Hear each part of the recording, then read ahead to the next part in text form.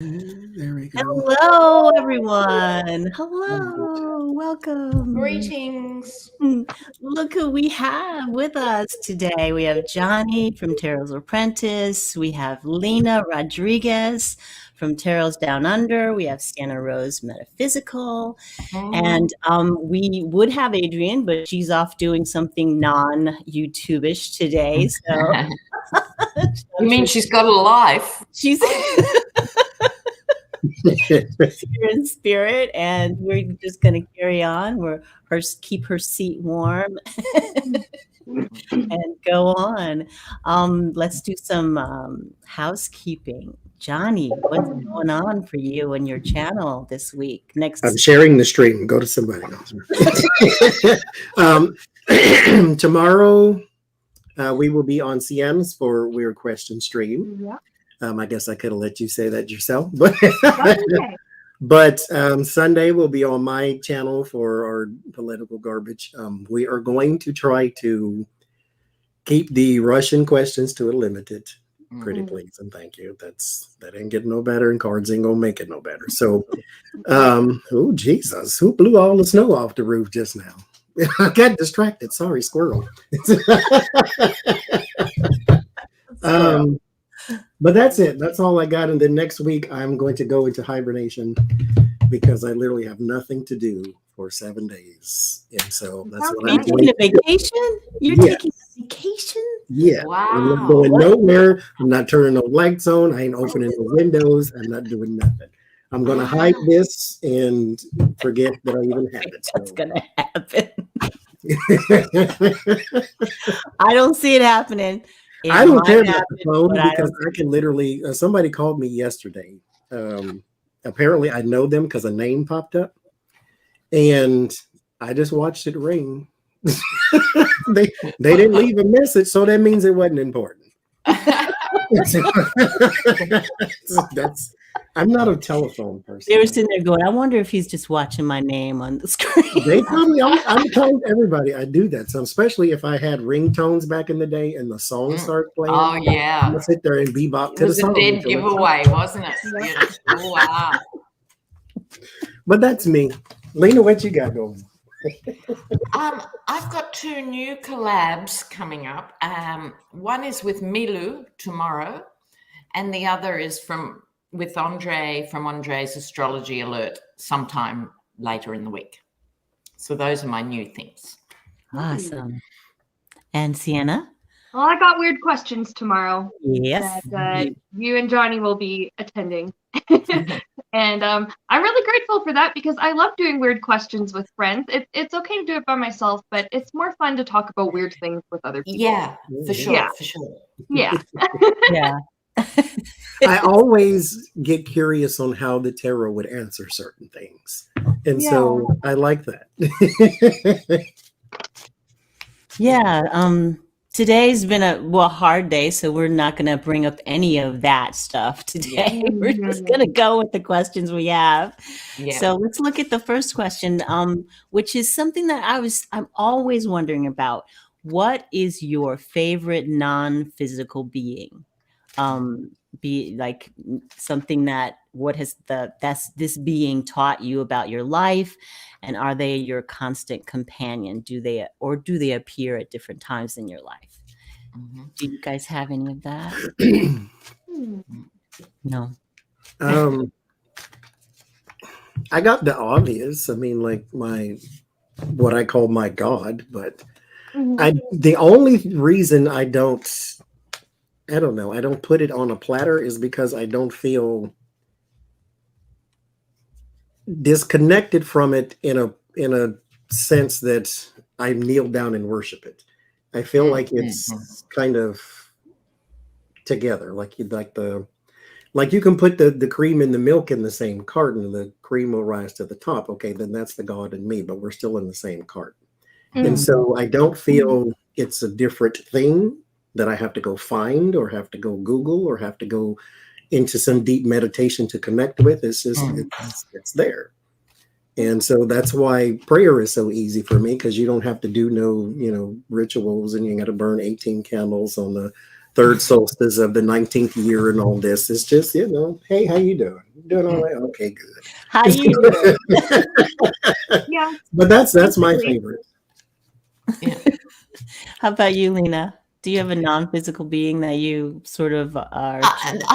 When you sent the question, I had to think about it because a bit like Johnie, I don't have a set sort of triad of entities or something but I thought about it and I thought, you know what? I think it's my ancestors because on some level, the good, the bad, and the ugly, they've all fed into me here now, and I think for all of us, and every culture has ancestor worship except for white fellas, as we call them here in Australia, right? So there has to be something in that. They don't know I had a who question for you. Are you connected to the indigenous people? Any tribes down under? Yeah, I have spent the last 40 years overlapping, interacting, advocating for, going to the weddings and the funerals of Indigenous Australians along with Polynesians. So I've been very blessed to have that association over a very long time, to the point now I'm one of the older aunties, and so you get the blanket at the barbecues. This is awesome. Yay! Yay! We like that. But back in the day, when it was really hard for Aboriginal Australians to rent a property, for example, I must have had been on the lease of 25 apartments, because I'd go in and get them. And so I'm a great believer in doing something practical, right? Not just wafting around, So, yes. That's wonderful. Yeah. And you do learn so much, but that'll come up probably in the course of today's conversation, some of the things that have woken me up. Seanna, do you have a being that you connect with that? Well, it's interesting because I I grew up Christian and like more specifically like Pentecostal and so we were taught about the Father, Son, and Holy Ghost and all of that. And so for the longest time, I separated my idea of God from all the other deities out there. Mm-hmm. But now I kind of feel like all of them are just part of the same energy anyways. Mm-hmm. And I don't know, I just, anytime that I pray or do spiritual work or anything, when I talk about spirit a lot on my channel, I use that term a lot. It's a plural term because it can mean, my ancestors. I have some family members that are spiritual guides for me. And sometimes I work with archangels. Some guides just come in and out. And I just kind of refer to them all as like this collective spirit. Mm-hmm. Well, the question came up for me too, because I got a reading from Melissa Free Range Psychic, and she was talking about two of my guides, and it just like clicked in for me. It was like, oh wow, okay, now I understand what's going on over here and what's going on over here. I get it. I get it. So but I agree with what everyone said, and the one power, the one source. Today I was out on the lawn, my feet in the grass, in the dirt, and just paying gratitude and saying my gratitude to everything that I have, and being very grateful for all that I am, and for the people that I work with, you guys. So good to have you guys with me today. So, will humans ever get over the many tribes mind? Will we ever see ourselves as one race, one people?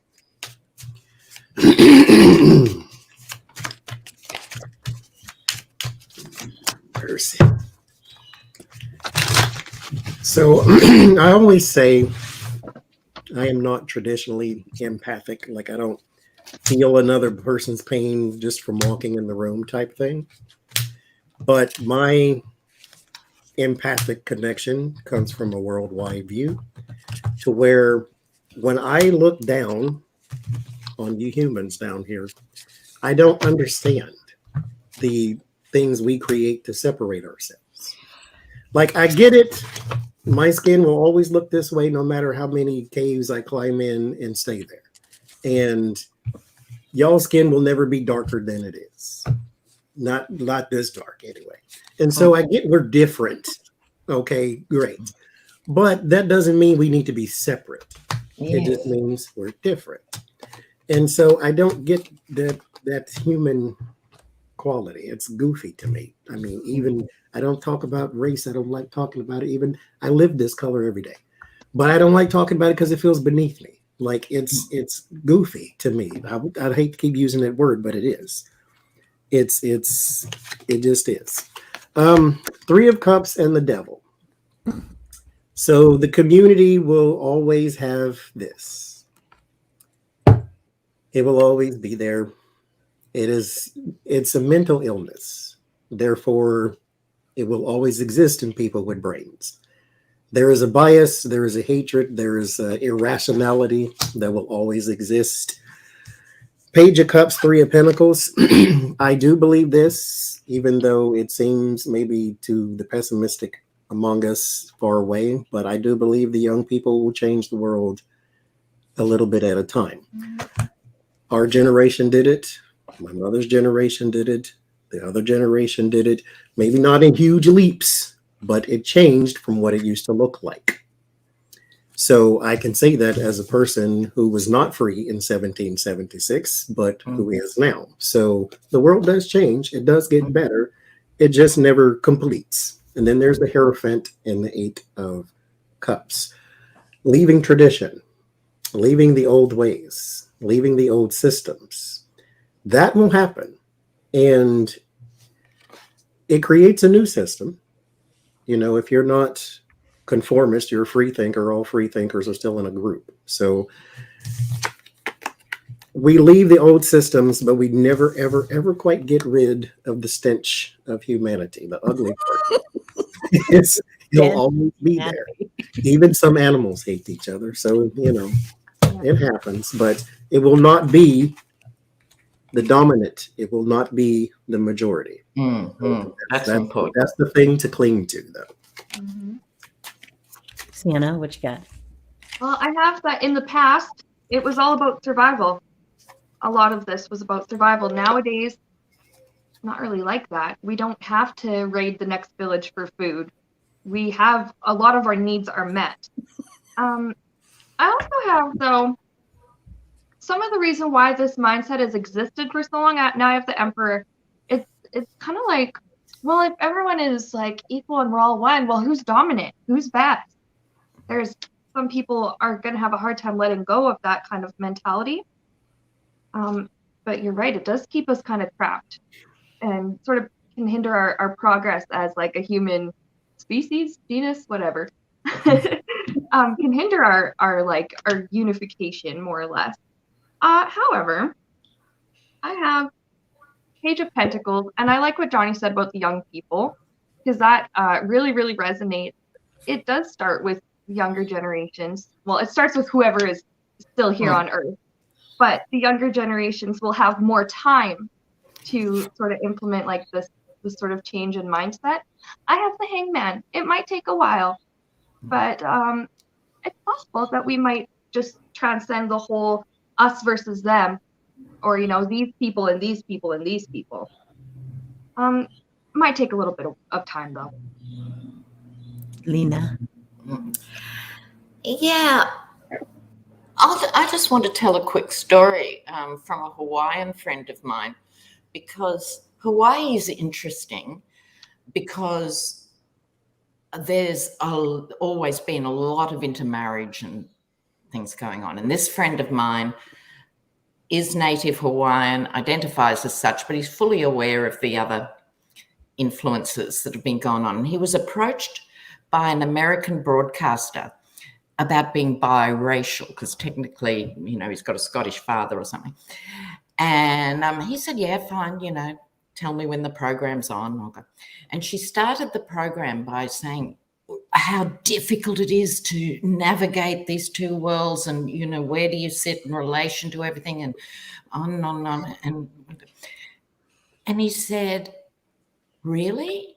Right? That was his response for her. And he said he felt sorry for her because there was this dead air on the radio program. Because even though Hawaii has been illegally annexed by America, they don't think of themselves as Americans.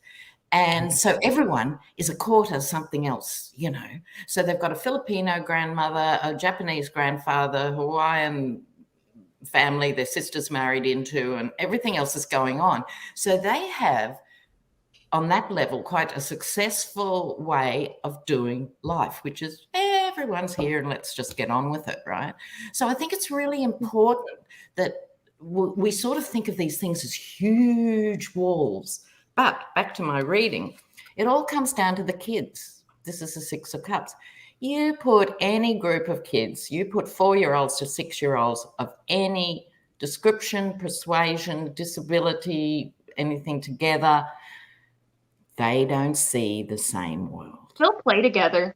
As long as you play with me, I'll play with you. So Two of Swords, we're at a point now where we have to get it together, because if we're not thinking as global citizens, we're all going to lose a planet, right?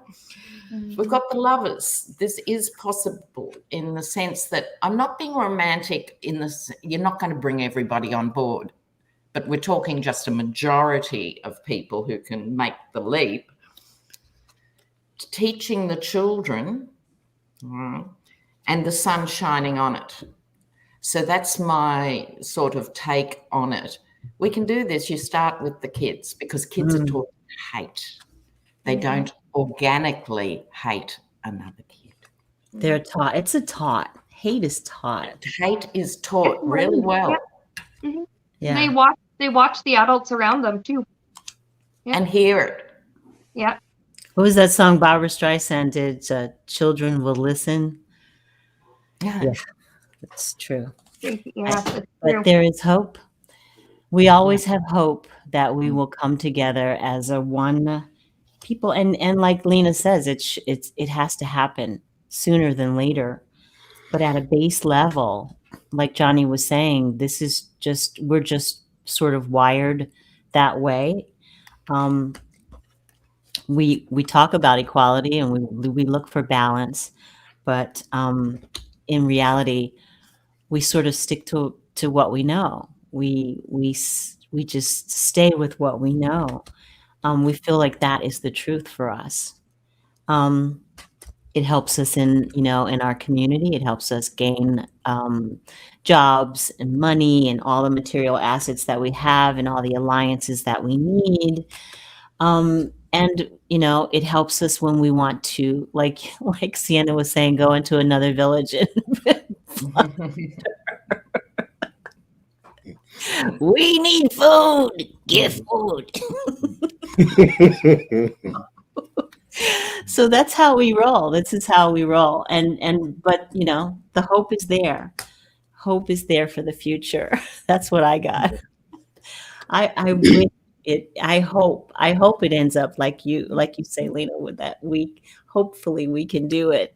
And the children, that the more life goes on, the more mixed we become. And so it's going to be a little harder to be a little racist when everybody looks the same. Maybe when we're all gray, not gray haired, but gray skinned. No, please. What was the old melting pot song? Coffee colored people. That's what it'll be. I don't know, but I don't know. When we're all one color, then we'll get together. Okay, so does the spiritual world have classes? Not like, because the earth is a classroom, but I mean like the class system, like the upper class, middle class, lower class, that kind of thing. Do we check that at the door when we check out, or do we carry that with us?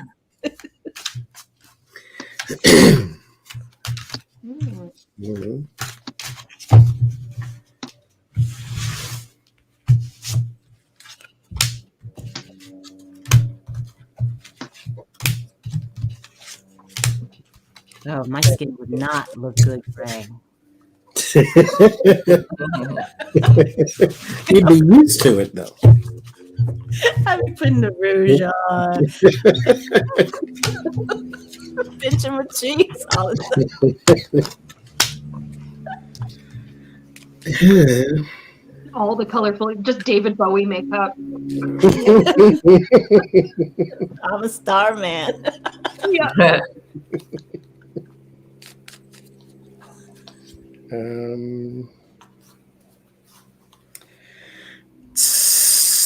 So yes, no. It's got to be one or the other, isn't it? It starts with fire and water. King of Wands, Queen of Cups, polar opposites. There are opposites there.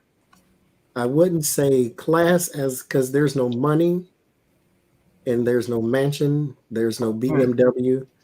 So you can't call yourself, more sophisticated than I because we're both light, basically. But there are opposites. Some are not quite evolved as others. Because next week I had written down, why is there distress on the other side? Some people leave here with it. And so there are opposites because I get the 3 of Swords and the Devil. The Devil doesn't lie, pops up for a reason. And so there is something there that is distressing, but then I get the 6 of Wands and the Ace of Swords. Both of these cards say victory. And so if you got 2 victories and then 2 loads of pain, so they're opposites. Some people are more evolved than the other. I wouldn't say some are better than the other. They're just more evolved. That's what I think. What'd you get? I actually did get something interesting. I have that unhelpful mindset can still exist on the other side. What I get is that it actually depends on how attached someone is to their ego self, the character that they had just played in their life on Earth. And that this is something that is going to isolate them from everybody else in spirit, because if they still have that mindset of better than thou or whatever, or I'm different than you, you're not really going to blend that well. You're not going to mesh that well with all the other energies on the other side until you shed that mindset. Do you have to go to jail? Do you have to go to like? Well, let's see. If somebody, because like this can have a huge effect. That attachment to the ego can have a huge effect on whether or maybe whether or not you evolve on the other side, but how quickly you learn and what you learn and what your subsequent lifetimes could be like. I basically have though that kind of like mindset of like being better or higher than or whatever. It doesn't really fly there. There, like Johnie was saying, there are kind of different levels. There's some people who have learned more than others on the other side. But no one is like better than the other. So with this death card and this 5 of Swords, it's like that kind of mindset is actually just hurtful, and you probably should just check it at the door. Sometimes I call it like spiritual therapy. I've had clients like that I've talked to, they've had loved ones on the other side working through stuff like that.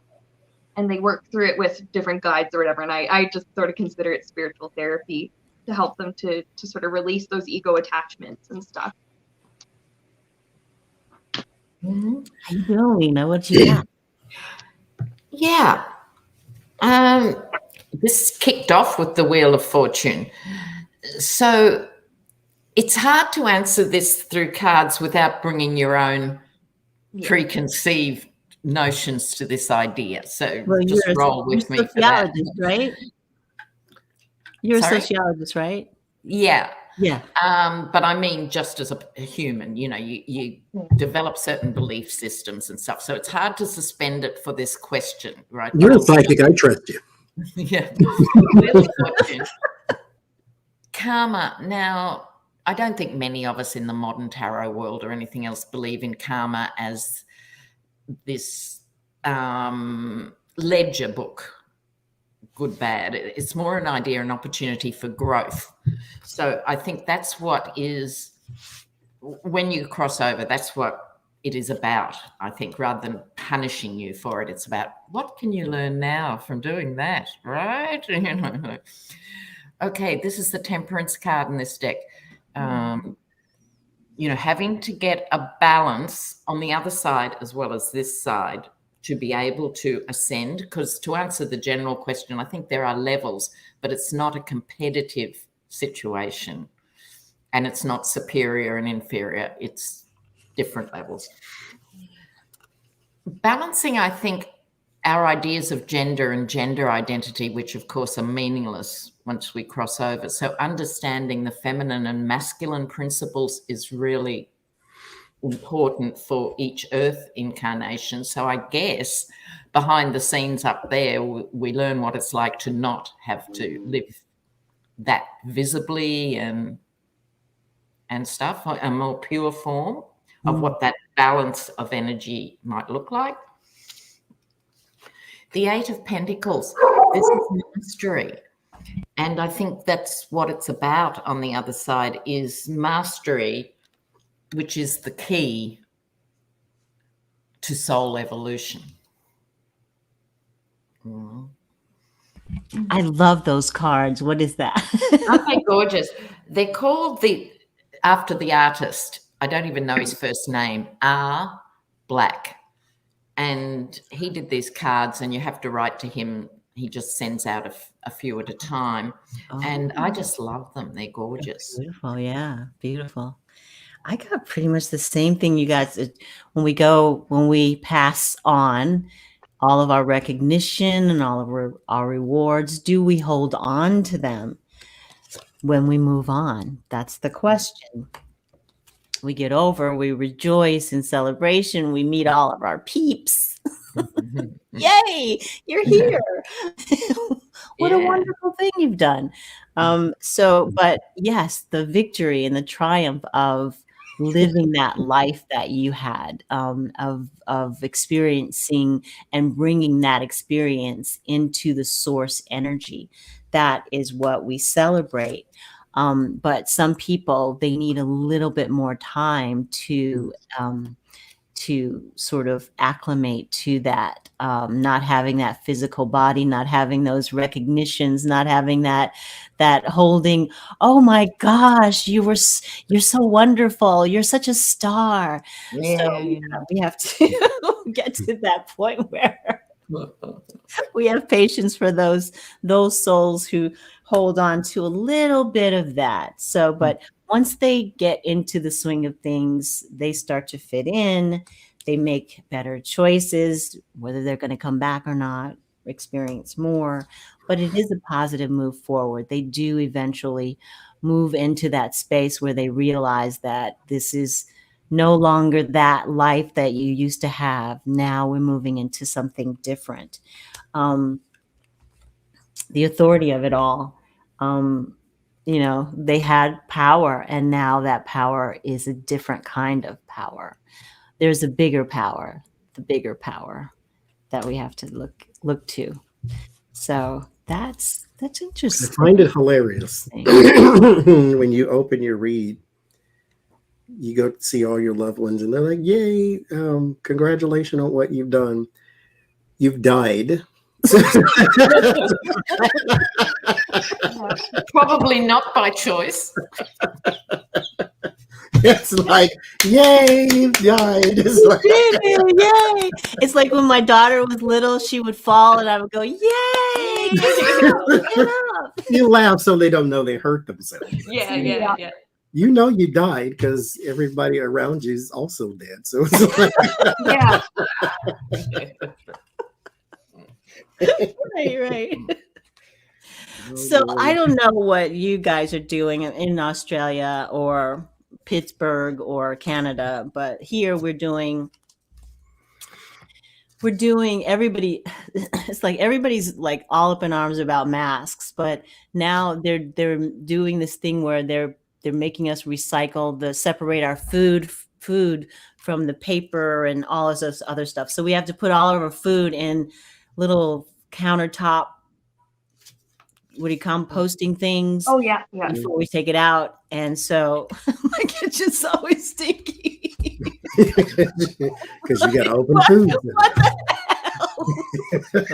hell? What? Yeah. So recycling. Will we ever get it right? Will the word recycle ever mean we have healthy, viable dirt? Or will we just have loads and loads and piles of food rotting? Here's the thing. Where's the in recycling? I think most places do it really badly, including Australia. Like we've religiously recycled for 20 years now, only to find it. We were told last year China's refusing to take our refuse anymore. That was the first most Australians knew that's where it was going, on stinking ships to China. That's not recycling, pet. Got a slow boat to China. Which is why you go over to the Asian countries and you can chew the air. It's so thick. It's like smacking. But here's the opposite end of it. I can remember being in Germany in the 70s, and not only did they have recycling before any of us had thought about it or heard about it, it was total. Your glass would be separated into clear glass, blue glass, yellow. Wow. Everyone did it, and it was recycled. There was a protest when I was there of packaging in supermarkets because there's this rubbish over packaging of everything. And so people protested by taking everything out of its packet and leaving it at the supermarket. I mean, and then after that, it was much better, truly biodegradable stuff and all of that. So it can be done. It's just there's not here. They arrest you. They will arrest you for opening up a package in the store. They will take you out. Exactly. I'm just saying, very different attitude to it all, right? Because they took it very seriously, Whereas, we'd be arrested. I get yes in time, mind you, is going to take a new invention of some sort. I get the King of Wands, which is my leader. This is also the Wheel of Fortune is a double play here. It's also my technology card, which is backed up by my Knight of Pentacles or Page of Pentacles. So some sort of invention. It's also going to take time for this to happen, a good 10 years or so. The Ace of Swords and Six of Swords, we will have a victory moving into the calmer waters, as they say. So, but this takes a while. Now, the Six of Swords too, you have to keep in mind the people in the boat. The swords are in the boat. You do carry baggage. You do carry something with you. So we're not perfect, but it's better because of whatever this invention is. The Knight of Pentacles, this is slow and steady wins the race. I know I just told Toni I had all my packages today from the Amazon.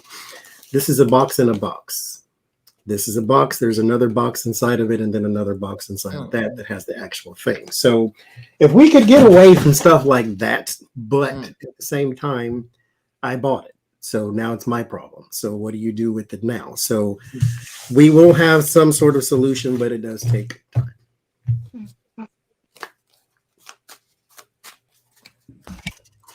Seanna Rose. Well, I have, first of all, Page of Swords, and that's just saying that right now it's not always the most effective. Like Lena was giving with the example of people were shocked when they heard about where their trash was going. That is not an effective way to recycle. No. However, I have the Justice card, and this is saying that people will figure it out, or at least they'll figure something out. It might take a lot of funding to, I don't know, to change something in that industry. And then I liked what Johnie said about maybe a new invention, because with this Eight of Cups, what I got was abandoning the idea of like how we currently recycle and the way that it currently works right now. That is going to change. There's going to be some kind of new approach to it. And like people are still, it's like people are kind of planning this right now. They're trying to talk it over. Well, what are some other alternatives? What are some solutions? What are some other ways we could do this with less leftover waste? Eventually, people will figure it out, but it's going to take some time, and it's probably going to take some money. Mm-hmm. Yeah. What you get, Lena? Yeah, the Five of Wands, everyone sort of knows it's a problem, but can't agree how to move forward on it. We better start thinking about it, because here's the devil. Like, seriously, we're drowning in waste on every level. Now, I think young people, here's the Six of Cups again, will come through with some innovative ideas. Here we have the King of Swords. I think you'll have to legislate it for people to do it. It's like here we still use millions of plastic bags every time someone goes to the store. It is so stupid, you know. So if they legislate, everyone would bitch for a week and then do it, right? They'd remember their bags, right? That's all it'd take. So it needs leadership. We tried that here. Empress, potentially huge. And that's, I think, both sides, because she maximizes everything. So if we don't do it, we're going to have a really big problem. If we do it, we can really make headway. But I think we've got to start separating the waste itself and in our heads. So, for example, food waste, which you're hearing about now, that only is worth doing if, and this can create employment and industries, if that is transported to somewhere that needs organic waste. So, you know, small trucks, small regional things going somewhere that needs that. Plastic, every hospital just chucks tons of plastic.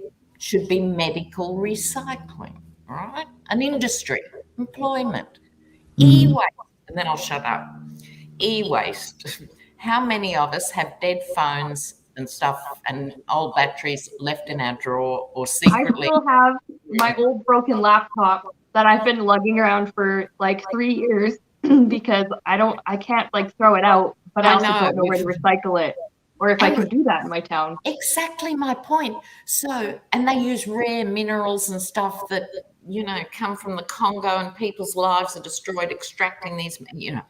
So there should be e-waste pickups everywhere, every Walmart, every garage, everything. Again, a new little industry, collecting the e-waste, taking it somewhere, right? Where they take it, though. Break down the processes and create employment.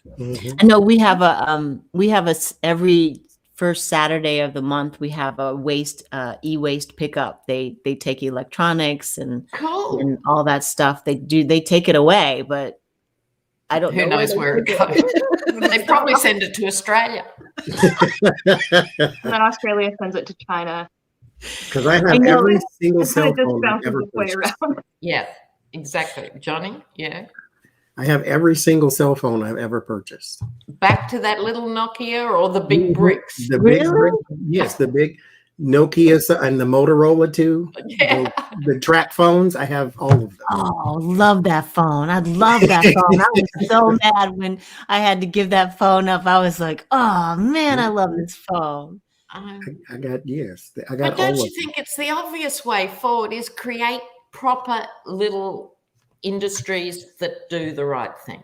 Yeah, that put people to work. Yeah. And it does so many things on so many levels. I know there's this new machine, I think it's made by a company called Pella, P-E-L-A, and it's a composting machine that you put on your countertop, and it actually turns your food waste into dirt, all the way from food waste to dirt. And you can take that dirt and use it in your yard and all this other stuff. But the thing is like $500-600. So, and you got to have a yard. Yeah. Yeah. Or at least you might like a lot of houseplants. No. Our town has municipal compost, but only the houses. The apartment buildings don't. Yeah. So most of the people in this town can't even compost. Yeah. Wow. Mm-hmm. Wow. Only the houses have the green bins that I'm aware of. So we have this mental conflict about what do we do with all of that stuff. We don't know exactly how to make it happen in a way that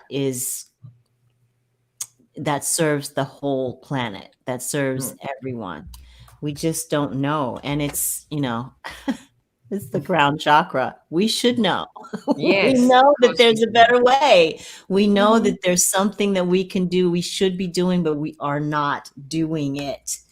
The sacrifice is that we are sacrificing our planet. We're sacrificing our health, our way of life, because the authorities don't do what they're supposed to do. So they're standing their ground. We're standing our ground. Yeah. Everybody's standing around.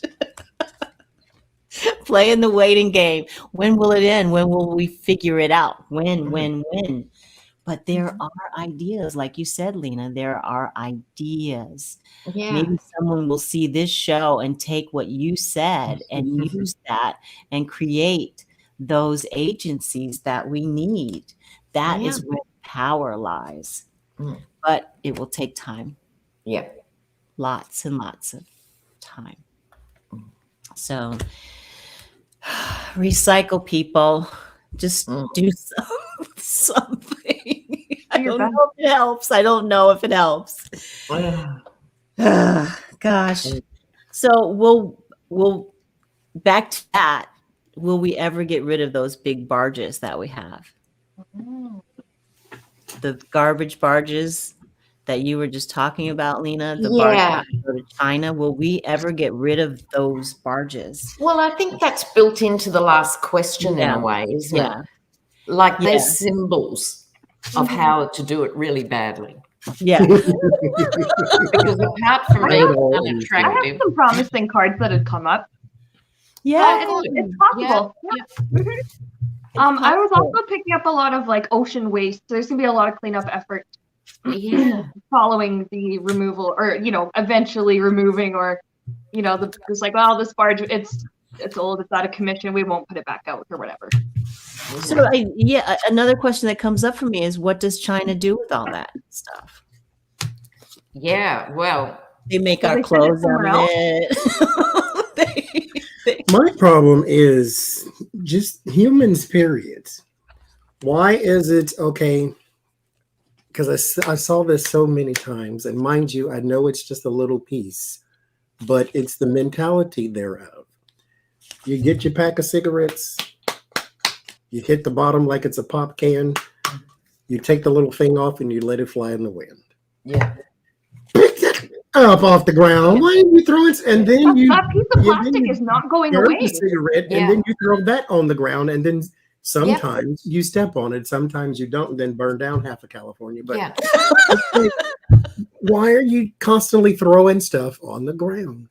Yes, or out the car window. Yeah.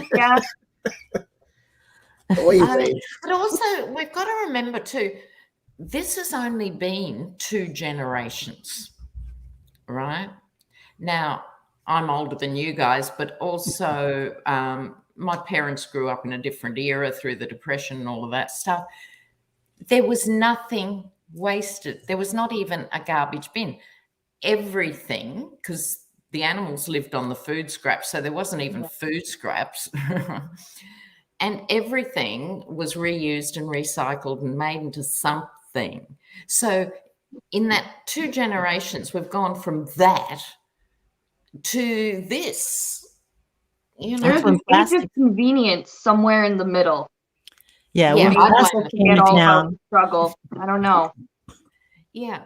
Remember when plastic was the wave of the humans can't do it or anything. We've just got so plastic dependent. We've got so slack. And as Johnie says, it's a cigarette pack, but also the soda can or whatever. Kids used to go around collecting the cans and the bottles, remember? Who does that now? Like no one. The grown-ups do it now. They make every grocery store my day has a McDonald's sack or old diaper or something in the parking lot. It's like, why are you just Big Are you holes, sacks of kidding me? trash, you just leave it sitting in it like, good God almighty. I don't understand. Well, that's another thing, disposable nappies, right? Yeah. The UK has a problem. Whole river systems are being clogged with disposable nappies. And fun Right? fact about them, disposable Yes. diapers take at least 400 years to biodegrade if they do at all. And they're the good ones, allegedly. And that's the supposedly eco-friendly Now, ones. this is Yeah. crazy. Every Yeah. time a baby urinates, it should not mean that the earth has to carry that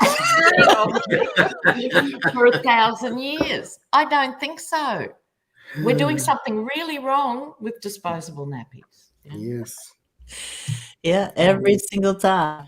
And those Every wet time. wipes too, because people Mm. put them down the toilets and then they clog up the oceans. Yeah, you're and not supposed to do that. They are evil. Well, with the pandemic, we got the wipes up the wazoo. Yeah. for Wipes, sure. gloves, masks. Now you see Yeah, masks on the ground everywhere. Yeah. Yeah. Wonder how long that takes. I don't to- get that one at all. I can understand if it like fell out your pocket or something. but Sure. just- But there's too Yeah, many for you that. didn't notice. But some people throw stuff on the ground and they don't care. yeah, that I don't understand. My 'Cause mother you wouldn't used do it in your to make us house. Well, maybe you would, but you probably don't.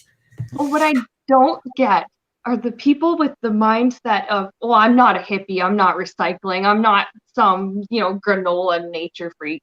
I actually have heard people say stuff like this. It's okay. When the earth turns red and you can't breathe, then you'll be hippie That's then, right. right?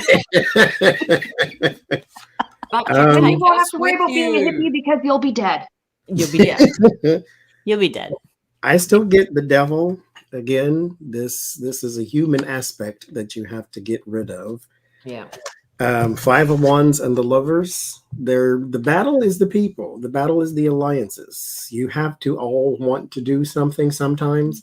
Like Lena said, if you legislate a thing, like pick up after your dog or $200 fine, then Yeah. you'll do it. At least if somebody sees it. Mm. Don't if you want a shopping bag at the grocery store, it costs 10 cents. If you want a plastic bag, that's Well, how it much. should cost $10. That'll Or you make can people go to bring their own Aldi bags. where they don't have plastic bags at all. And so you can carry them out in your arms, or you can bring your own bags, or you can carry them Yeah. in boxes, whatever. There's no Yeah. plastic bags in Aldi's at all.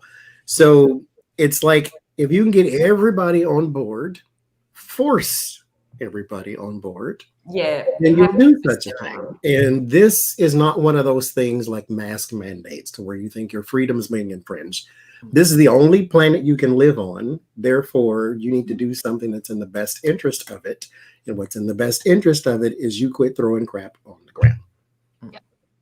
And the reason Aldi are so hardcore is because are they German or Scandinavian or think it's something as a German. company? See, remember the story I told at the beginning? That's how they think, right? Mhm. Different. Yeah. 'Cause these people don't care. They throw stuff on the ground. I don't care. Especially if you're American. Let somebody else pick it up. Yeah, a lot of people Not think, my well, that's someone else's job. That's why I pay my taxes. But see, people don't pick up stuff like they used to. They took all I don't know where you guys grew up, but they used to have garbage cans on every corner when I was a kid. And you could put stuff in the garbage, but they took all of that away. And now that, there's you know, when they went, that was after 9/11 and all that, because they thought bombs would be left in garbage bins. So suddenly all the municipal garbage That bins happened in Britain too, didn't it? because of IRA bombings. Yeah. Yeah. So I got new beginnings for it, but for those barges, but they just may make them smaller. They won't be so big. No. So let's switch gears to marriage. Marriage. What brings us together today? Today. What's your name? Toni. Make Lucky Girl moderator so she can put a link in the chat. How do I do that? I don't know how to do that. You see her name, just click the little 3 dots next to her, Okay. and then it'll say add moderator at the bottom. Nope. It says put user in timeout, or it says block user. What's that mean? I'm gonna need you to learn how to use your phone, man. Oh, you're in Maybe it's easier StreamYard, to do on aren't you? computer. Okay, never mind. We'll do it later. You have to do it in YouTube. I don't know how to do it. I'm sorry, y'all. We'll do it later. I'm illiterate in technology. So, in marriage, will we as a society continue to marry? Will we? Or will we do something different? Will it look different? Will our society decide that we don't need that anymore? We just live with whoever we want to live. I don't know. Love with that doesn't sound quite right because we don't really allow people to do what they want to do. No. I mean, right now, no, but the world changes, and sometimes it does, and you didn't notice. Yeah, that's right. It's like you look back and nobody's doing that anymore. No, because we've all moved on, sir. That's why. I mean, Well, I it's think like because Seanna's engaged, I Yeah. think you should go first. Okay, actually what I'm getting is that marriage will still be a thing. It will still always be an option for people, but the reasons for which people get married actually they have changed a lot over the over the years. In the olden days, as I say, people got married because that was how they started families, and that was just what you were expected to do. Nowadays, people can just get married because they love each other, because they want to spend their time with each other, and that can be the simplest reason. Otherwise, people are just gonna continue to live life the way that they see fit. I don't think that in the future, I don't think that marriage is going to become like this is the important next step that everyone expects you to do. Because there's still some people like today that if they choose not to get married, their family and friends are shocked, like what? But in the future, that's not really going to be a big deal. I don't think. Because I got the whole, you should settle down, and you should settle down. And why you don't settle down and act like I'm out whoring the French Riviera or something? Like, what do you mean settle down? Like, Yeah. stop your whoring ways. I mean, it's like this bounce around from bed to bed mentality. I don't have that. Now, I was 19, okay, fine. But now I'm 1,000, no, thank you. But me personally, I've never believed in marriage, as it were, because if you love somebody, you love somebody. I don't need the paper in the ring to say that. Now, if you want to do it out of tradition or you just want to do it, period, I mean, it's your own business, then fine, go. I'm not saying anything against it. I'm saying I don't get it. For me personally, it doesn't make sense. But there's the Justice and the Four of Cups. The balance, it will always be there, but it will become less interesting to more people. With the Four of Cups, there is sort of this pullback from reality type of thing. It's like it just the Chariot and the Judgment. It's going to be one of those things to where if you feel like it, fine. My parents were together 19 years and sat there and said, "Okay, we're going to get married," and got married just like that. Just one day, they picked me up from school so I can go be a witness at the courthouse. No ceremony, no backyard barbecue, none of that stuff. Just hey, sign the paper, we're done. Wow. But yeah, 9 of Swords, 5 of Wands. If it's on your mind to do so, then you will. But there's going to be a bit of a conflict with tradition, so it's not going to be prevalent. It's just going to be something people become less and less interested in. I don't think it's going to be required of anybody. No. It is now. I mean, we spend tens of thousands of dollars on ceremonies that don't particularly last. Maybe after, I mean, I didn't do that. I got married just as a piece, but there are people who spend thousands on their wedding. On one party. Why would you start your marriage with a ton of debt? Yeah. Just to meet somebody else's Great idea. expectation. Yeah. It's and that's driven by the bridezillas, right? Yeah. I've yet to meet a straight man who cares what color the napkins are on the table at the reception, right? It's driven by the bridezillas. Yeah. And the industry as well, the whole wedding industry, yeah. saying, oh, it's so important that you have this and this, and you have this vendor, and you have to do all of this, and you have to spend at least this much and have this many people. Filet mignon Throw a at party every if you want to throw a table. party, but I don't Yeah. think. I feel like in the future, the whole emphasis on like the wedding is not going to be as important either. It's my day. It's my day. The togetherness. It's And the you know, togetherness. you go, yeah, That's fun. honey, it's a day. Yeah. It's not even a whole day. It's just like It's like most of an afternoon. You're spending half of it trying to get your dress on. Yeah. And now there's that thing, there's the gap between the ceremony and the reception. Do you have that there now? Now there's like a 6-hour gap or something. You used to stumble from one to the other. Now you've got to fill in time and spend money for 6 hours till the because reception. some people go and they like change They take outfits to go pictures. to the reception. Oh, and yeah. it's a whole separate Yeah. party. And I'm Really? like, That's how they do it now? Yeah. And Seanna, you'd know the cost of things. So if you spend $100 on a fantastic cake for 50 people, but if you call it a wedding cake, suddenly it's $800. Oh, suddenly the price goes up. Yeah. And Not by this much. it's a lot. Honestly, I would just want like a sheet cake from the grocery store. Make sure that it tastes good and that there's enough for everybody, and make sure Yeah. the actual supper is good quality. Yeah.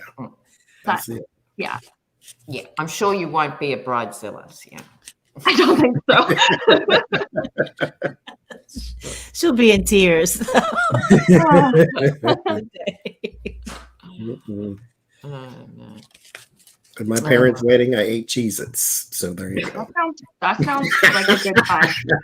That is a good idea. Just have In the snacks. back of the car as we were going back home. That's Exactly.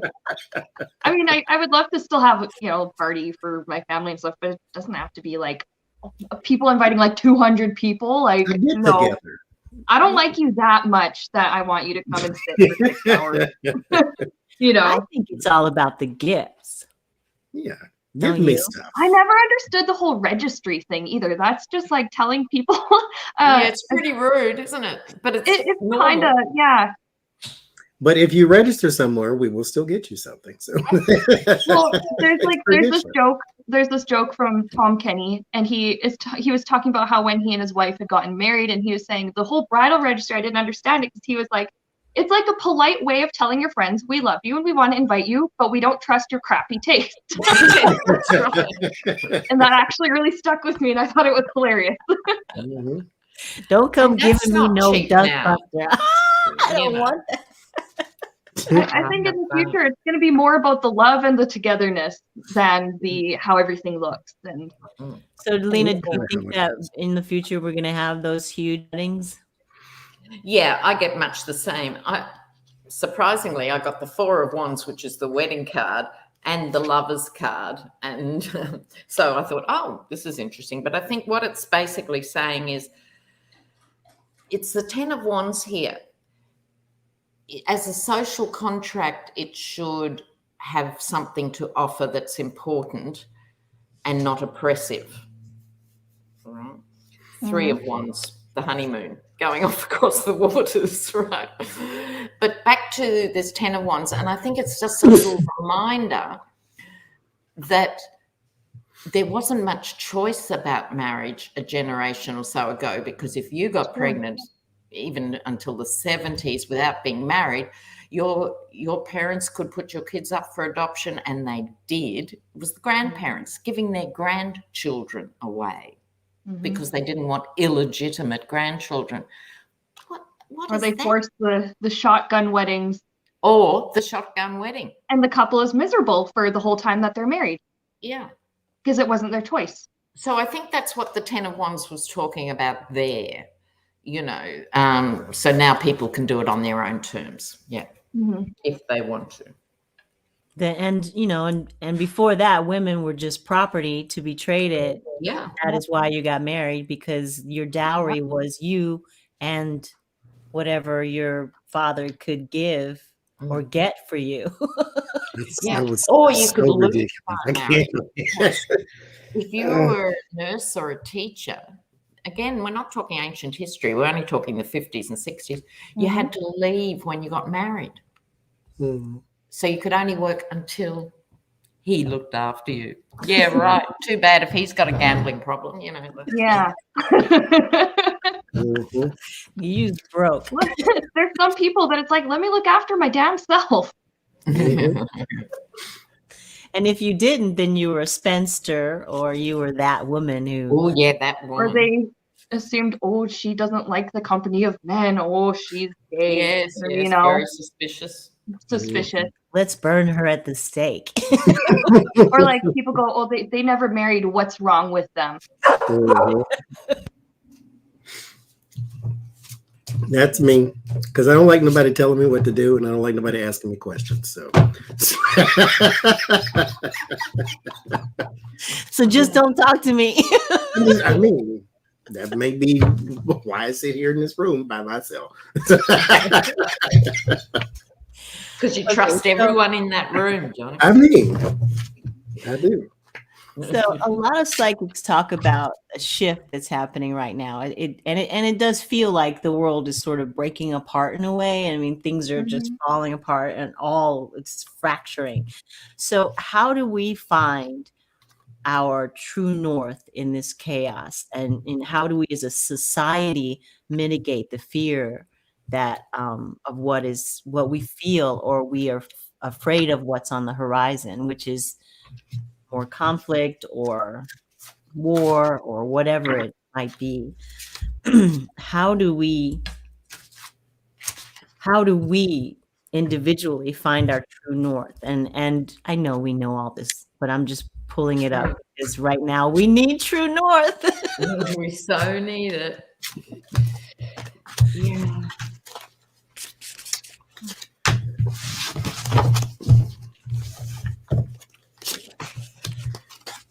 Yeah.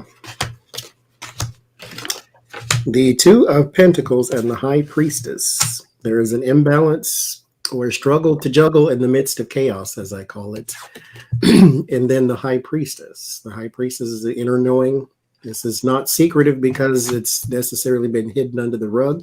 You just need to ask the right question to the right person at the right time, whether it's your guides, your, as I call my saga, spirit angels, guides, ancestors, the star and the lovers.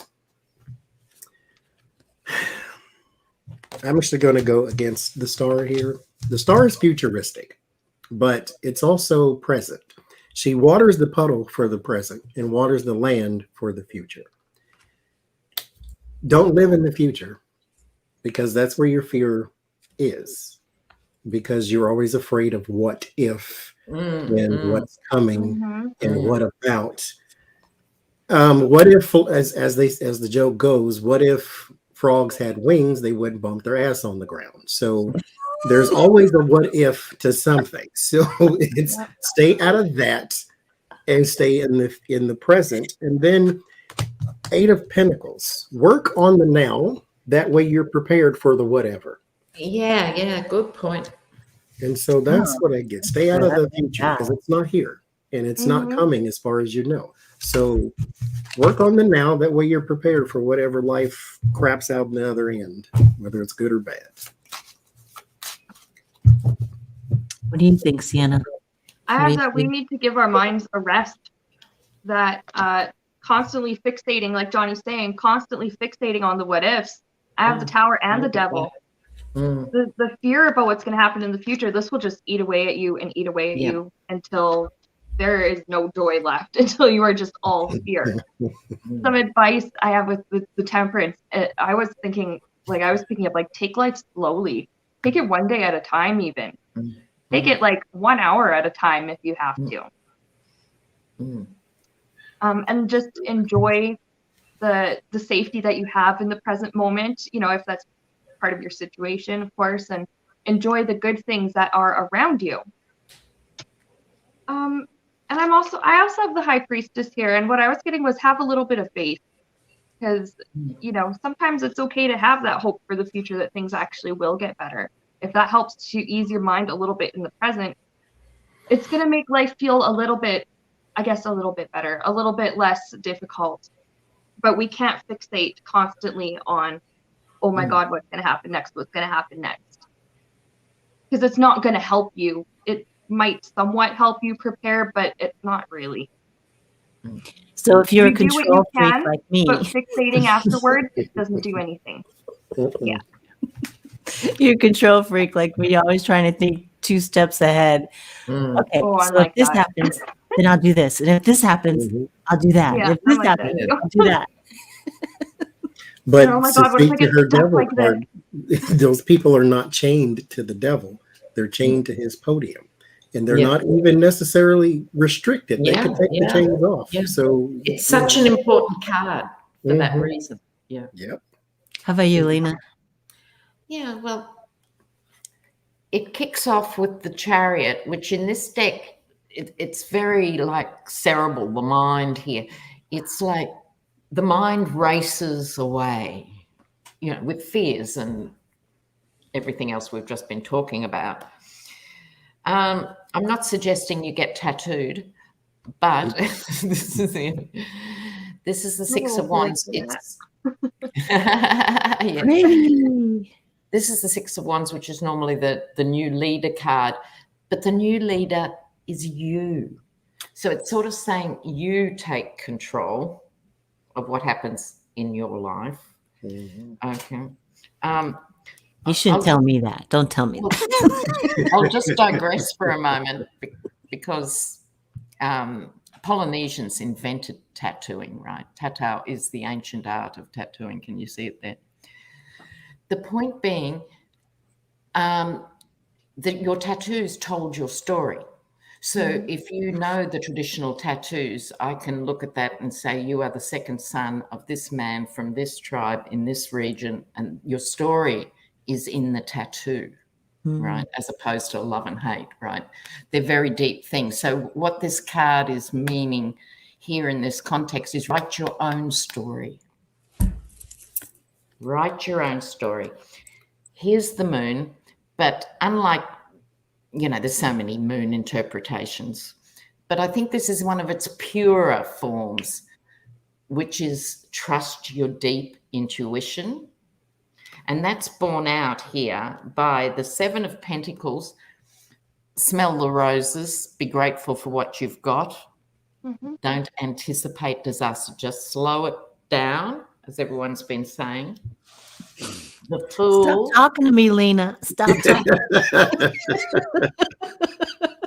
I'm a therapist after dark, yeah. And as if all that wasn't enough, the Fool, again, in its purest form, which is just have faith, keep the faith, keep the flame, keep whatever that is for you. Don't look externally to other people or to the organized church or anything else. Keep your faith in how you do it to give you that solace and comfort, so you don't just act running on adrenaline of fear.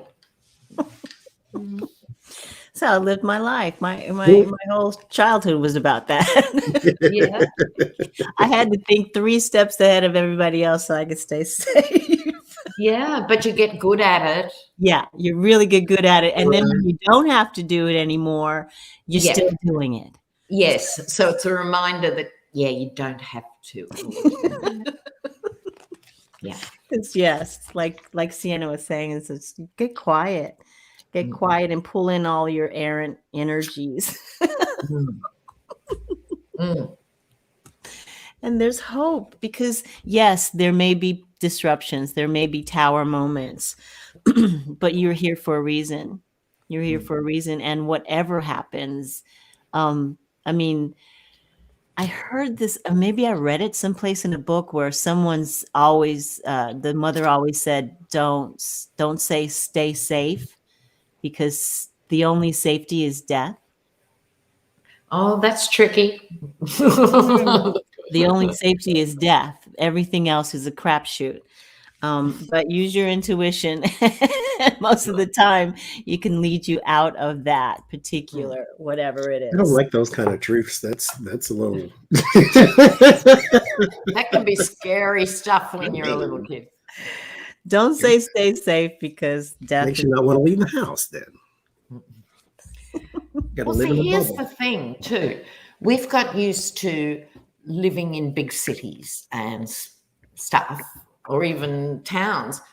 But as human beings, we're not meant to live, and in fact, even in apartments, share roofs with people we don't know, right? Mhm. That's fundamentally unnatural, yet we've got so used to it.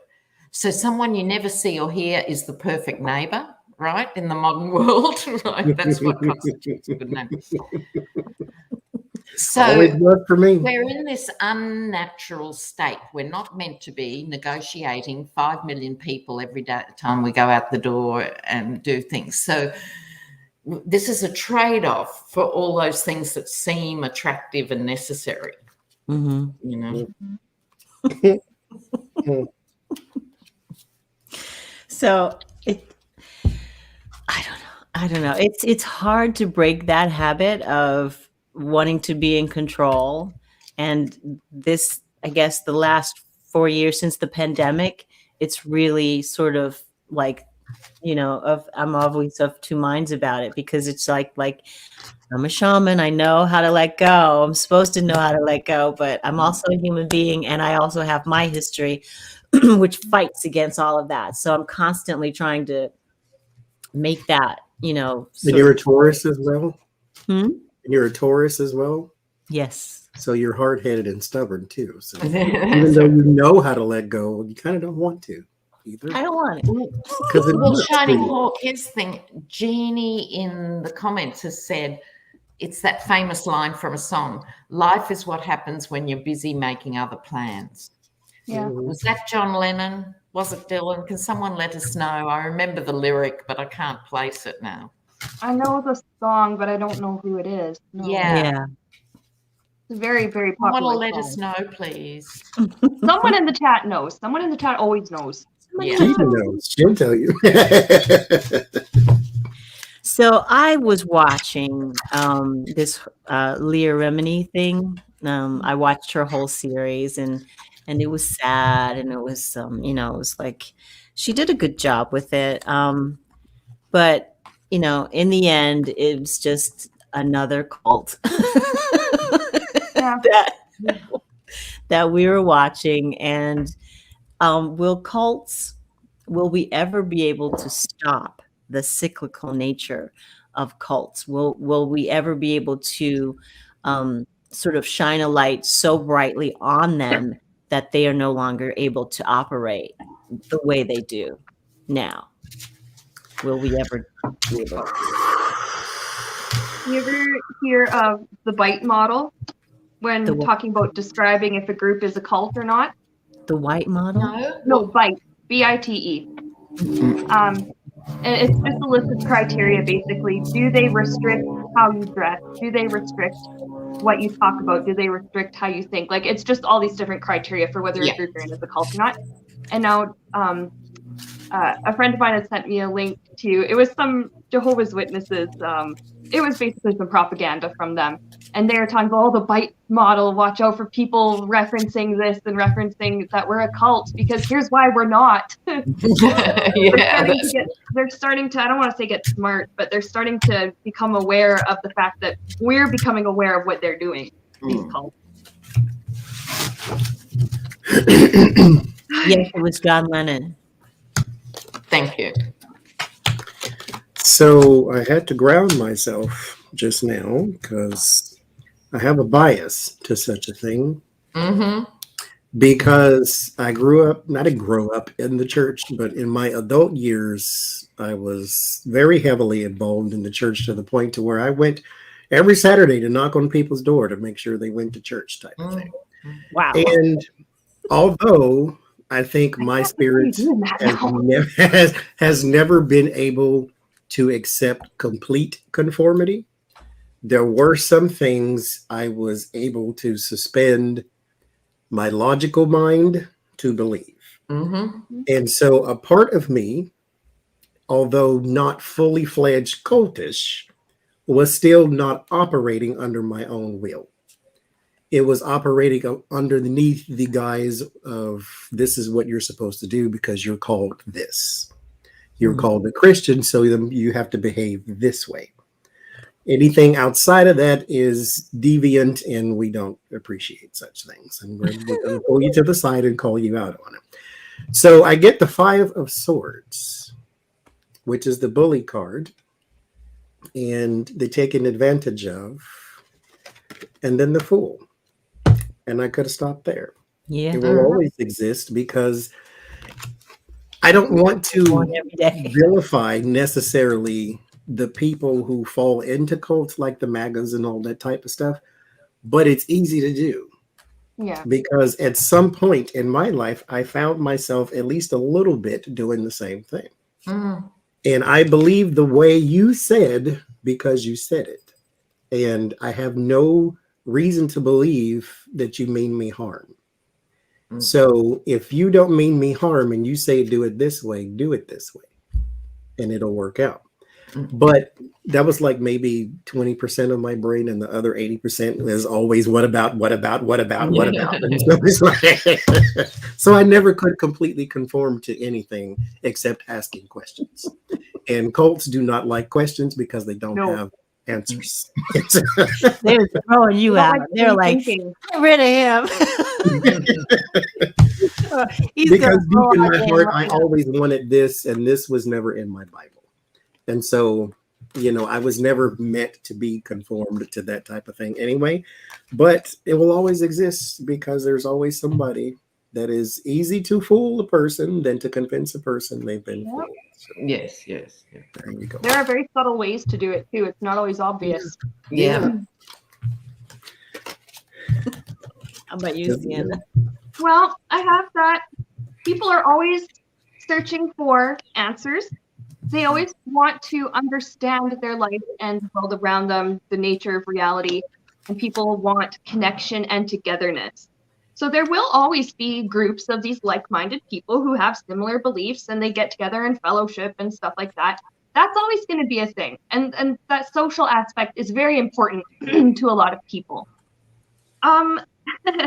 However, I have the 6 of Pentacles, and that is for as long as somebody is getting some benefit, as long as somebody realizes they can manipulate a group of people into serving their own interests, there will always be people in the world who will do this.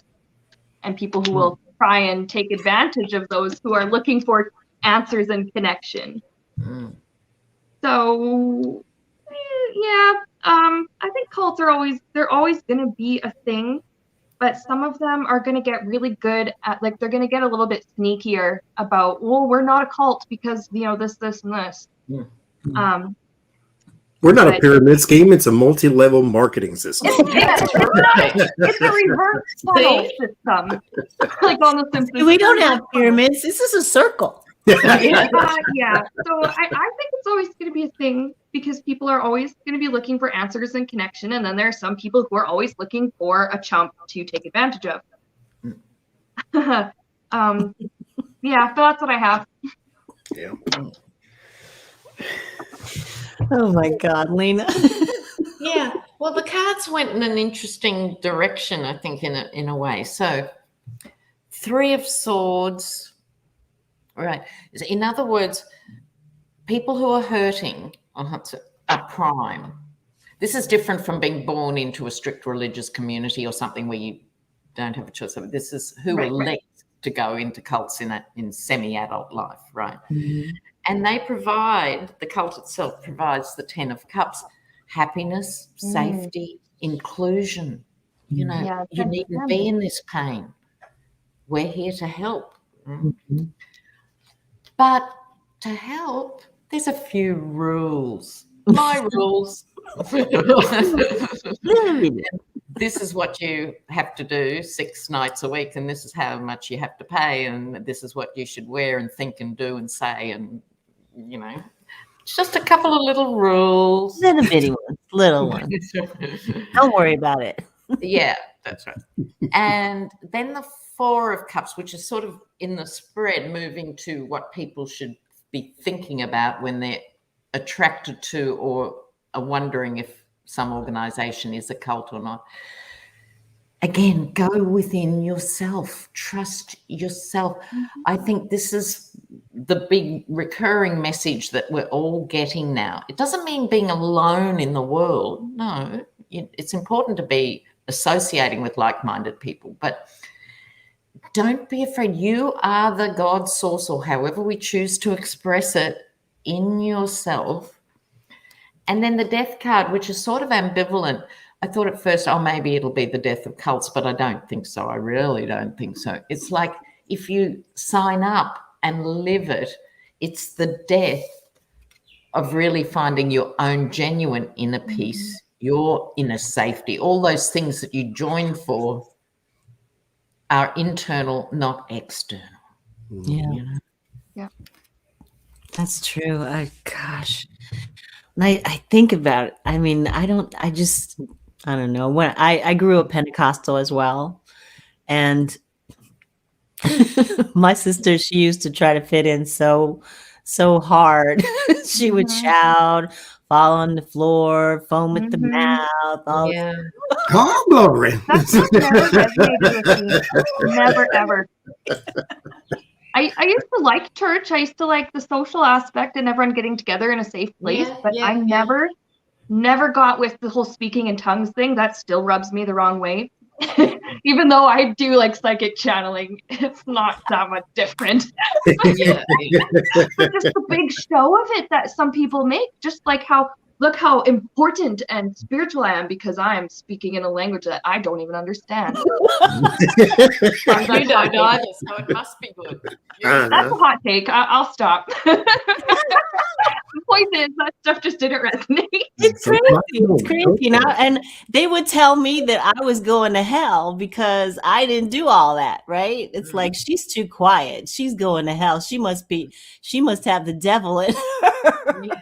Somebody that I know, that I used to know from church, they were dealing with depression. It was a legitimate, like a mental illness, could be treated. They got the treatment, whatever, but before they actually went to get professional help, their church tried to give them an exorcism because they couldn't. I have no idea. They just think everything is like, oh, blame it on Satan. Yeah. Yeah. It's Satan. Not all churches are like that, but plenty are. Yeah. a lot of them. God compels Many are, unfortunately. Yeah. Yeah, he ended up getting the treatment and stuff. He was fine, but I was thinking they called me Space Cadet, which is, at this point in time in my life, I take that as a compliment. yeah. I'm just reading a comment here from Melody. You could mention our PM, Prime Minister Lena. Well, I do have to mention Scotty from marketing, who's an ardent Pentecostal, right? But the thing for Australians is, when I was growing up, people went to church, just about everyone went to church, but it was never talked about outside of Sundays, and it was a very steep divide. Politics, you wouldn't even know what religion your politicians were or your judges or anything. Keep those worlds separate. And we used to laugh at Americans. I know this is unkind. So people would get up at the Oscars and I want to thank God for getting me here, or they win the Super Bowl. I want to thank God for winning. I want to thank God for becoming president. We used to go, now we're there. Because 4 people got nominated, 1 won. God didn't like the other ones, so maybe he didn't have anything to do with it. Maybe there's a Hillsong's biggest contingent is now in Australia. God is a good God, and God is also a vengeful God. So he's good to people who do what he asks, according to some of those churches. He had God you do things the way we tell you. Yeah. How many days did you go to church a week? We only went Sundays. Oh, and then sometimes some weeks we didn't go, but I think until I was about 12 or 13, we went just about every Sunday, every couple Sundays. Oh, we were there every night. Yeah. Okay, I couldn't do that. So here's the thing. I did used to go to, in high school, I went to Bible study on Wednesdays, and then I went to youth group on Fridays, and then sometimes they fill in the week. Yeah. So, So you did go to church every day. I guess maybe I did. Yeah. Because I went to here's the Sunday thing school too. every other Sunday.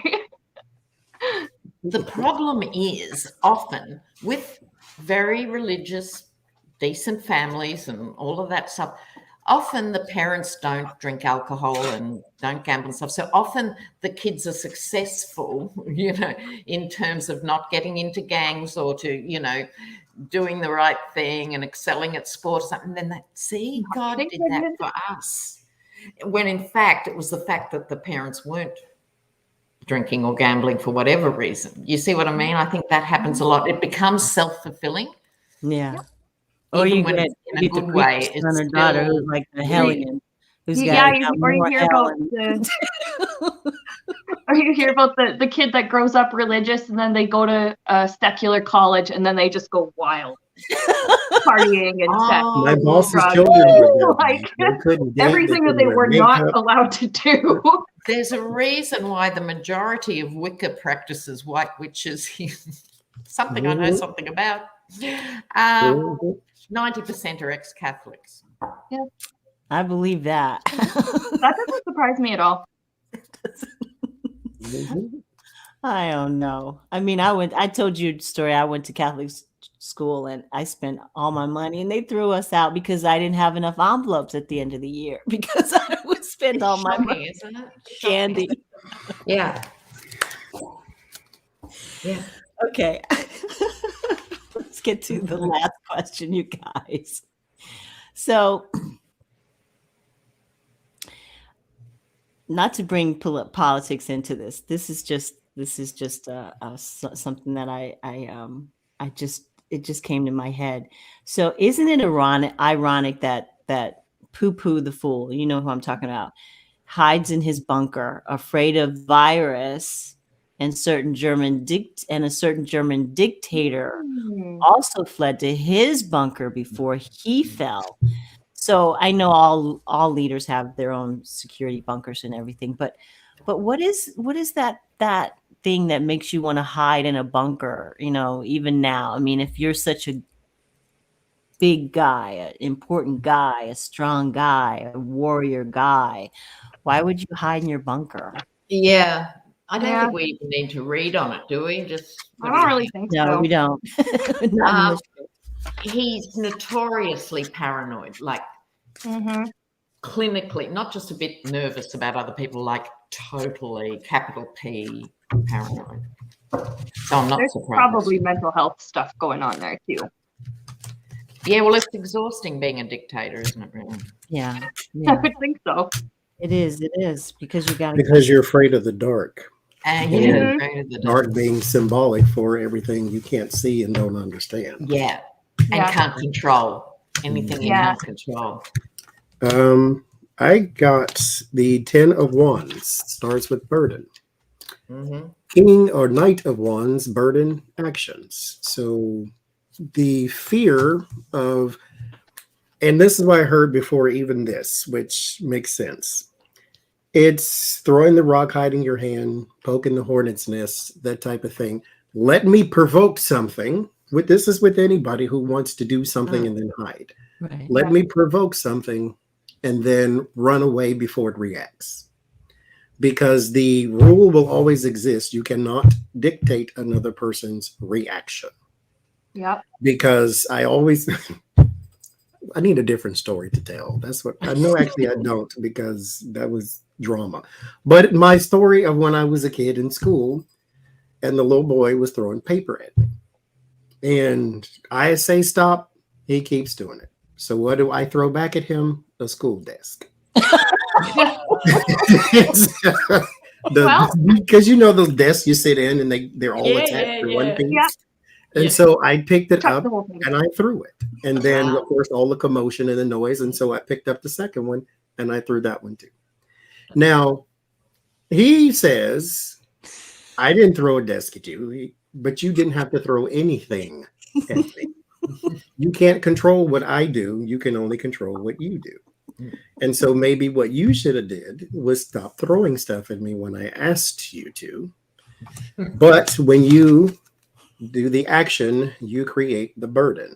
And so now you get a whole school desk thrown right at your face and the teachers outside didn't do nothing about it. And so nobody came to help you. That's another thing, 2 ones in the death. You're always anticipating. You're always looking out on the horizon. There's a change coming, but you don't know what it is. You don't know how it is. 8 of Swords. 8 of Swords is perfect for these type of people. This is bound, powerless, restricted mentally. And so you can get out of this cage, but remember those actions put you here because now you're paranoid, even though this ain't the 9 of Swords, but you're paranoid. What's outside the window? I don't know. Don't let it in, whatever you do. Sunlight, rain, sleet, lightning strike. Don't let it in. Don't open the door. You know, in every movie, all those spooky movies, the black people open the door. That's why they die first. Or they go back upstairs. They want to get out. Was that American Story did a few of those, yeah. No, don't have a red shirt or black skin. You're gonna die. You die first.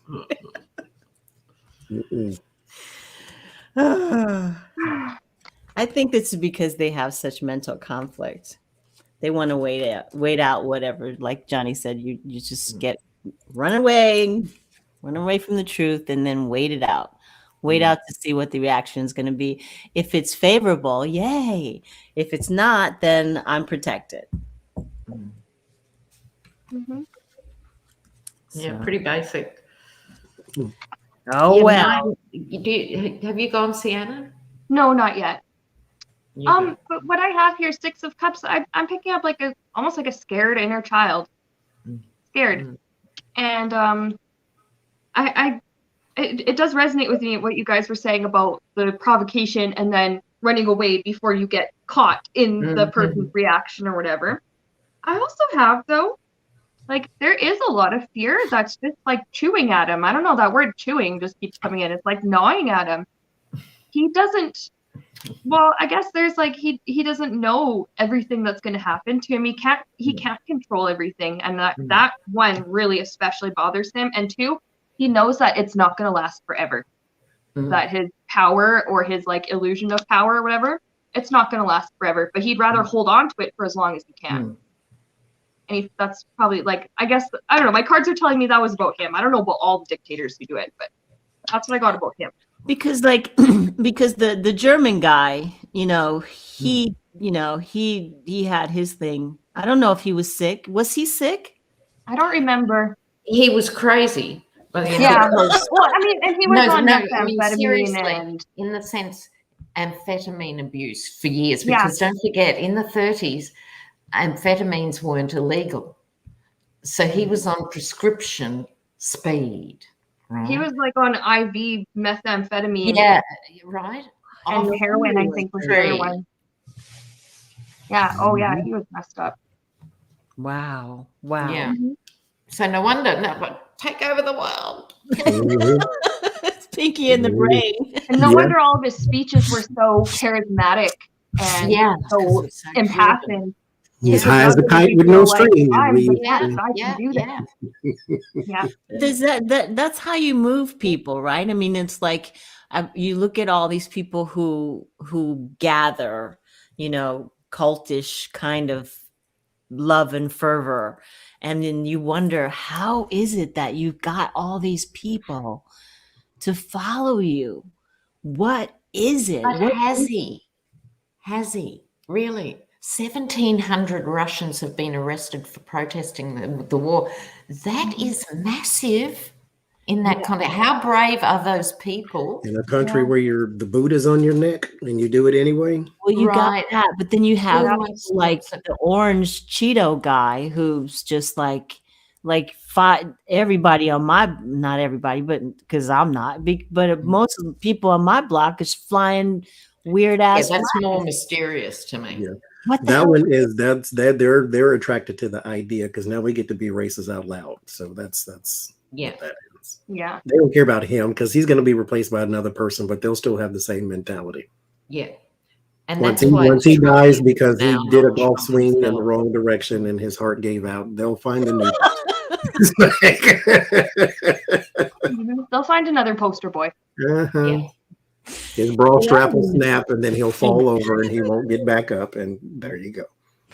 But and there are women who do the same thing. There's the you know, there's the women evangelists who when I was a kid, there was this woman, I can't remember her name now, but my grandmother. Tammy Faye Baker. What do you reckon? Well, it was Tammy Faye, but this was before that. Oh, And okay. my grandmother, as you guys know, was blind.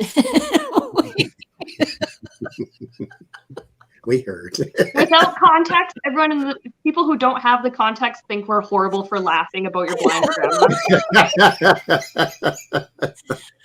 But we would take her to see this woman who says she was a healer. And, you know, and to get into her audience was an ordeal. And, you know, you had to have faith, and you had to have faith that she would pick you, which she didn't pick my grandmother. So modern medicine had to take her cataracts away finally. But that kind of mentality, or that kind of magnetism, is what I really want to say is really interesting and confusing to me.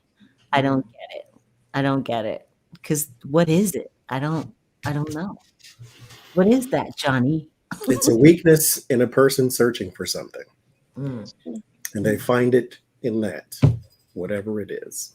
Because that's why I would follow somebody, is because it's something in me I can't do or don't have, and you have it. So I follow. But also, I think people like simple answers. Yeah. And most issues are really complicated, right? Yeah. But they like simple answers. I grew up in Queensland, known as Texas of Australia, right, for 30 years. This guy, he makes Trump look an amateur, right? He was so far down the tubes. Not a single sentence made sense. But what he got across was everyone else in Australia was different. We are Queenslanders, right? It's like this entity of identity. Everyone else was our thing. Now, he reigned for 20 years. He was a total imbecile, and people loved him because any issue had come up, he'd just go, we'll just say no to that. And so people interpret no as strength. Someone who says no a lot is a strong person, right? That's one fallacy. And someone who's just louder than everyone else in the room, strong. So their ideas of strength are so distorted that you can have someone like the Orange Cheeto and people think he's smart and cares about them. You know, it's the shortest line between 2 points. They want simple answers.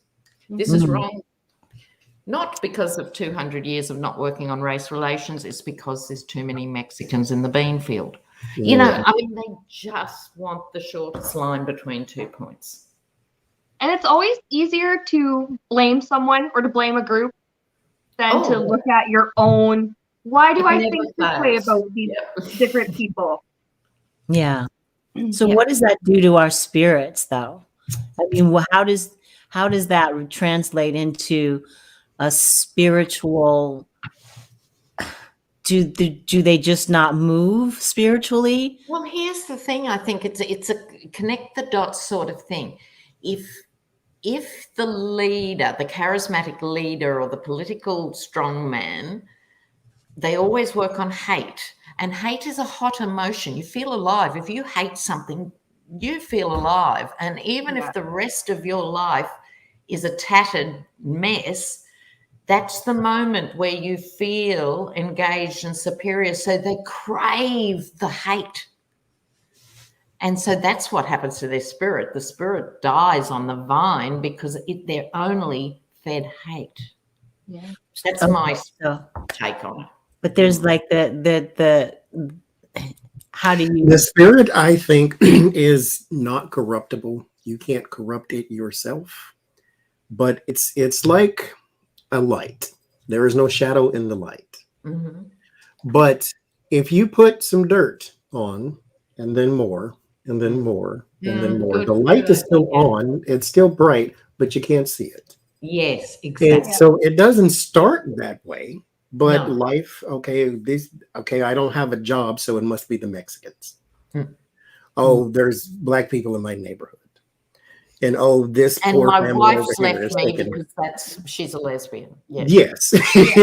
And then these people over here are taking my tax money and I can't get food stamps, but they can. And they eat better than I do. And now here's the person I can now cling to, and now I can voice all my hate. And so the more you put on it, the harder it is to see. It's still there. You can remove the dirt. Some people can be converted, not necessarily to your side, but away from all that. And so it takes work. Their spirit is still there. It will always still be there because it was there when they were young and corrupted. But the more you live, the more dirt you put on it. Even the nice people got a few specks of dirt every now and then because they have holes in their perfection. So it's just all in what you do with it.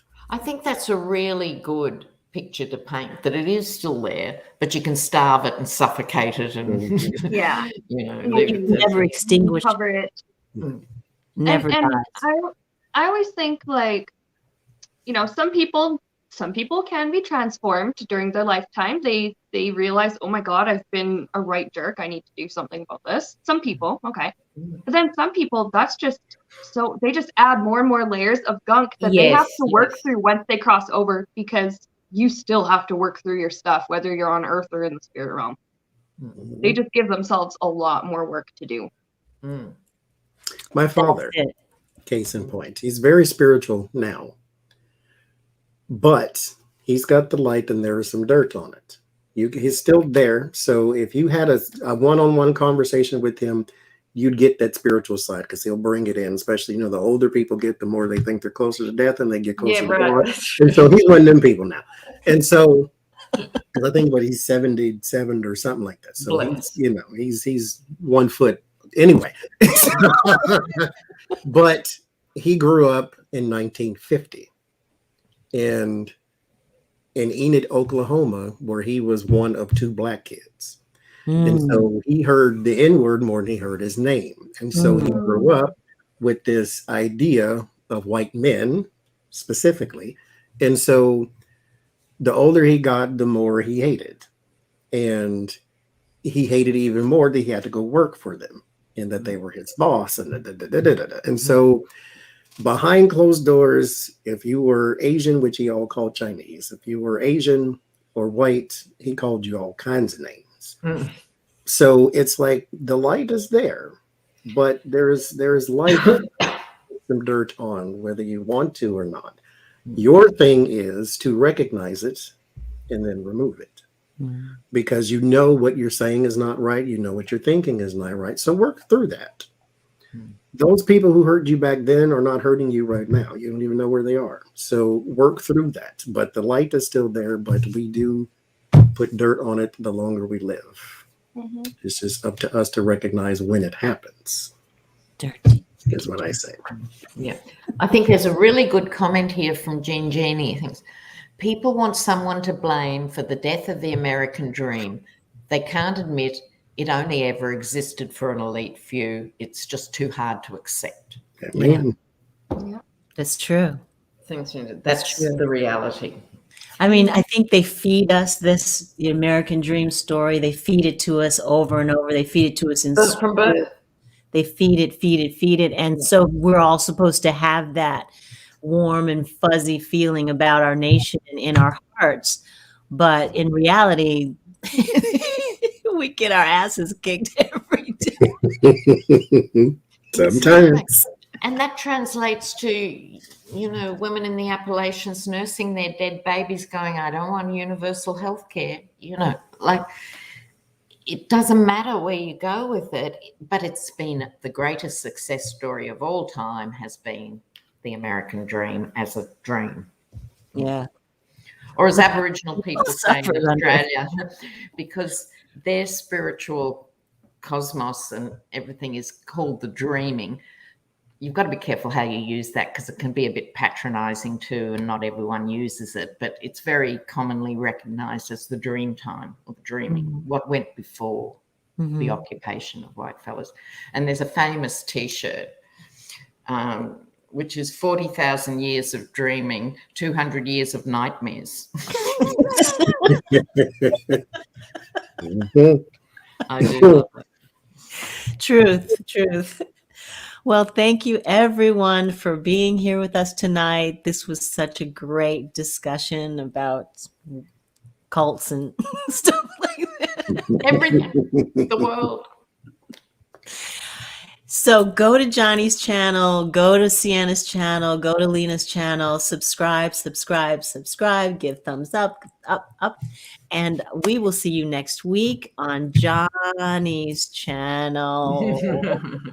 Right. We shall be there. We'll be there, be this. Yeah, totally. A rectangle. I'm going to be a trapezoid next time. Do a circle instead. As I say, be there, be square, or be triangle. Don't let anybody tell you what to be. Whatever you want. Whatever you want Don't to be. tell me what to be. All right, everyone. Thank you so much for being here. Walk in beauty and just enjoy your weekend and try to enjoy your weekend as much as you can. Have a wonderful evening. Talk to you soon. Bye-bye. Take care, everybody. Bye.